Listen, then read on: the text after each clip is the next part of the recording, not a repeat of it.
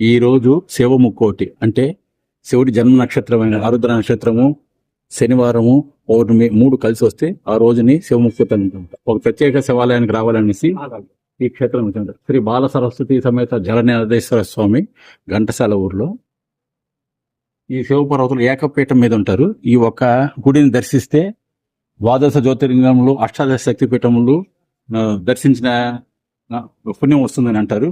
కాబట్టి ఈ రోజు ఈ క్షేత్రానికి వచ్చి స్వామివారిని, అమ్మవారిని దర్శనం చేసుకోవడం చాలా సంతోషంగా ఉంది. ఈ గుడిలోనే ఒక గోడ మీద ద్వాదశ జ్యోతిర్లింగములు, అష్టాదశ శక్తి పీఠములు మొత్తం రాస్తున్నారు. వీటి ఇమేజెస్ వీడియో లాస్ట్ లో పెడతాను. మీరు ఏ గుళ్ళకి వెళ్ళారో కింద కామెంట్ రూపంలో తెలియజేయండి. Thank you.